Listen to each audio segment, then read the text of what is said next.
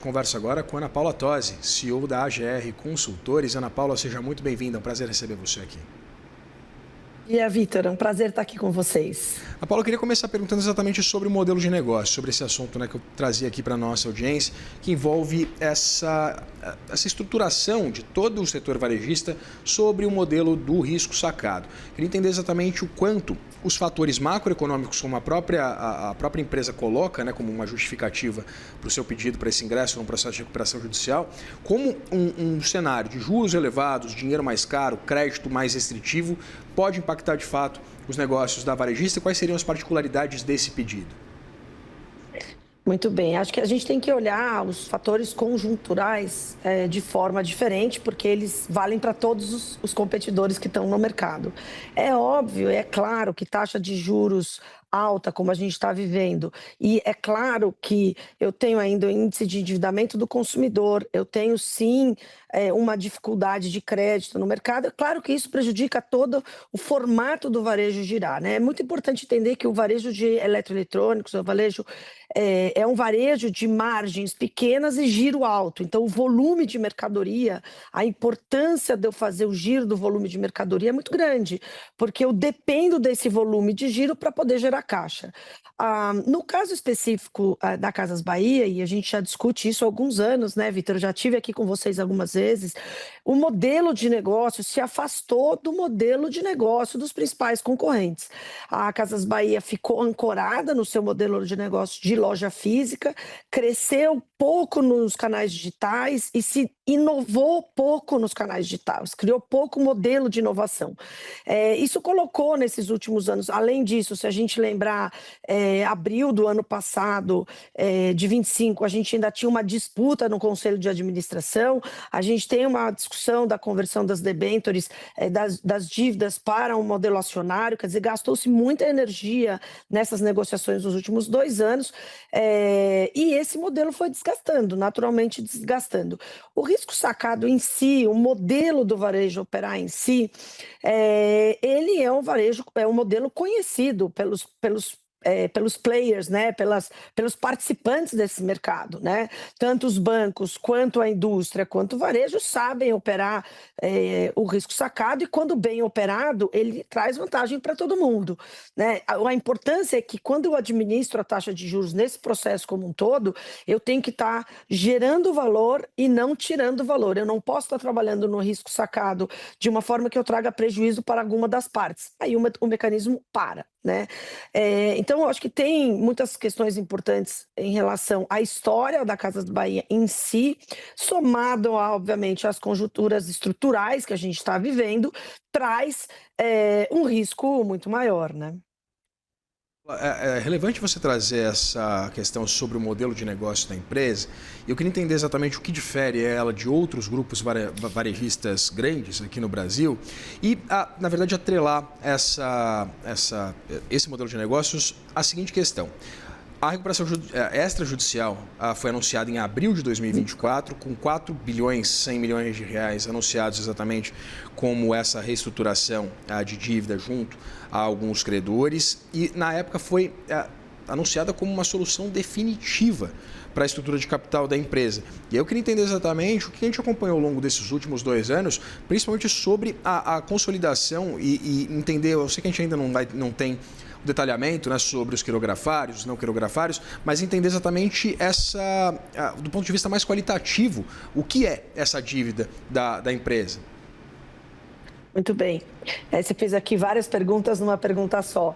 Eu vou falar especificamente do modelo de negócio e dos concorrentes e das grandes operações.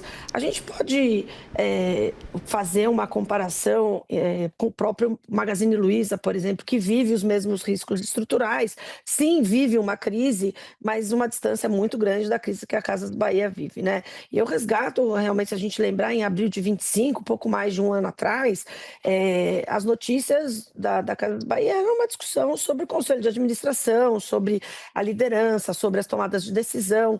E entre a recuperação judicial, extrajudicial em 2024, agora, 2026, agosto de 26, você viu pouca transformação no modelo de negócio. Você viu, sim, muitas iniciativas de redução de custo, você viu iniciativas no modelo de logística, mas eu arrisco dizer que a agressividade necessária para que o modelo se encaixasse nos trilhos não existiu. Você não viu nenhuma grande mudança no modelo de negócio ao longo dos anos. E o varejo, a gente precisa entender, o varejo é um segmento de alto investimento de capital, custo de você montar uma estrutura, uma loja, o capital que você investe, ele é planejado para ser recuperado em alguns anos. Então, quando esse modelo loja física já vem dando sinais de desgastes há algum tempo e ele não muda, basta você ver que a companhia fechou quase 300 lojas e demitiu quase 2.000 pessoas na sexta-feira, quer dizer, na semana passada. Isso não significa que já não deveria ter sido esse processo, já não deveria ter acontecido antes, né? Então, faltou agressividade na transformação desse modelo de negócio, tá? E isso é uma questão importante. Isso faz com que eu transforme a dívida da companhia numa dívida majoritariamente financeira, né? Agora, com a demissão de 2.000 pessoas, um pouco antes do pedido de RJ em si, eu gero um volume de dívidas tributárias, fiscais, trabalhistas importantes, né? Eu gero um volume de dívida trabalhista também importante, um compromisso da companhia. Eu acho que a forma que a gente vai enxergar da operação daqui para frente vai ser um modelo mais agressivo de busca de capital de giro. Como você mesmo falou, e eu não sei o quanto o ouvinte percebeu aí nessa nossa conversa, mas quando eu falo de capital de giro e quando eu falo que eu tenho dificuldade de trabalhar com risco sacado e o crédito, isso significa risco de reposição de estoque. Quando eu falo de reposição de estoque, esse varejo é um varejo acostumado a trabalhar com 90 dias de estoque e a Casas Bahia está aí com 75 dias de estoque. Isso significa que eu fico com mais dificuldade de girar a roda. Eu preciso girar o varejo para poder, desse giro, trazer capital de giro livre para que eu possa continuar investindo e continuar crescendo. Ou seja, a dívida do jeito que ela está hoje traz para a companhia uma dificuldade de girar essa roda. Aí eu tenho que realmente diminuir drasticamente o peso dessa roda para que eu consiga, nessa leveza, tentar trazer de volta a geração de caixa e aí, por si só, repor os estoques e voltar a trabalhar com 90 dias e assim por diante. Paula, existe um dado aqui que mostra que o Grupo Casas Bahia tinha mais de 30 mil colaboradores em meados desse ano. A gente está falando agora da demissão de cerca de 2.000 pessoas. A gente sabe que no âmbito de recuperações judiciais, né, os créditos trabalhistas entram ali como credores, né, de classe 1, que teriam aquela prioridade do ponto de vista de pagamentos. E eu queria entender exatamente a estratégia por trás de uma demissão de 2.000 pessoas antes, né, logo antes de se ingressar com pedido de recuperação judicial. Faz sentido do ponto de vista exatamente dessas obrigações e de cronograma dentro de um processo de RJ? Sim, faz, porque eu não sou uma especialista jurídica, mas é fácil de entender que as demissões pós-pedido de RJ, elas têm a obrigatoriedade de pagamento de acordo com a legislação trabalhista. Eu não posso fazer nenhum empactamento dessas dívidas, né? As dívidas que eu tenho, as dívidas trabalhistas antes da RJ, elas são passíveis, elas têm prioridade, porém elas são passíveis de parcelamento, né? Então, eu imagino que a estratégia da companhia tenha sido se preparar para esse pedido de RJ, de forma que ele possa diluir essas obrigações num fluxo melhor do que exatamente o fluxo das obrigações tributárias, né? Agora, eu não sou uma especialista no assunto, mas sabemos bem que a empresa tem que se preparar para esse pedido de RJ, então faz sentido. Ana Paula, a gente conhecendo, né, o setor varejista, a gente sabe que as carteiras de crediário dessas empresas são ativos muito importantes. Eu queria saber se a gente consegue exatamente fazer uma análise sobre os crediários das Casas Bahia e, evidentemente, entender o que a empresa tem de garantia como um motor para que haja uma recuperação estruturada nos próximos anos, enquanto durar esse processo, para que a gente consiga vislumbrar algum tipo de saída desse processo de recuperação judicial. Aqui a gente, de novo, tem dois grandes atores nesse processo, né? Eu tenho atores importantes nas negociações das dívidas bancárias, tem que ter efetivamente uma participação muito positiva dos bancos nesse processo de reestruturação, vai ter que acontecer isso, a mesma coisa vai acontecer nesse processo. Eu acredito que ainda terão novos fechamentos de lojas e novas demissões, então a gente precisa ter o mercado vai ter que dar muita força para essa operação, né? Porque não será suficiente você fechar lojas e fazer demissões para buscar esse fôlego. A empresa vai precisar ter fôlego para investir no seu processo de transformação de negócio, do seu modelo de negócio. Esse é um grande desafio que a companhia tem, né? Quando você fala de crediários, que é um outro ator nesse processo, e aí o mercado, inclusive, e aí os varejos, você vai ver. É um movimento que os varejos estão fazendo, é voltar a dar crédito direto ao consumidor. Por quê?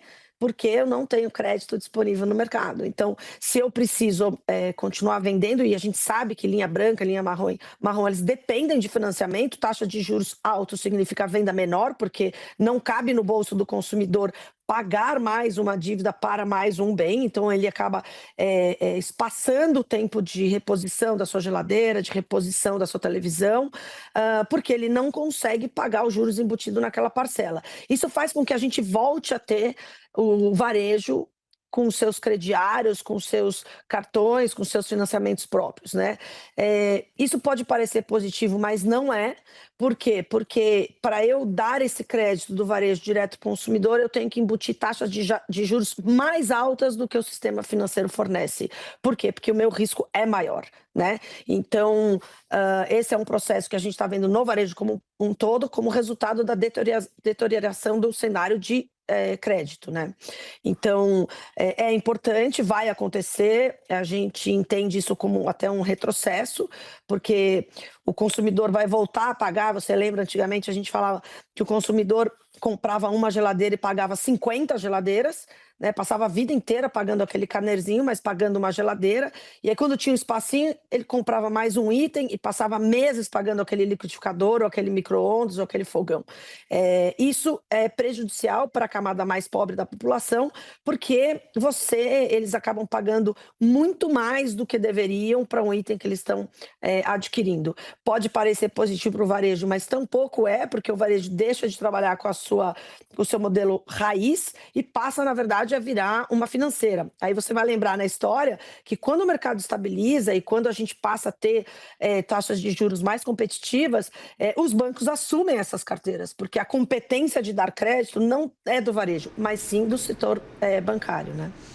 Tive o prazer de conversar com a Ana Paula Tosi, CEO da GR Consultores. Deu uma aula de RJ aqui pra gente. Ana Paula, muito obrigado pela disponibilidade de conversar com a gente.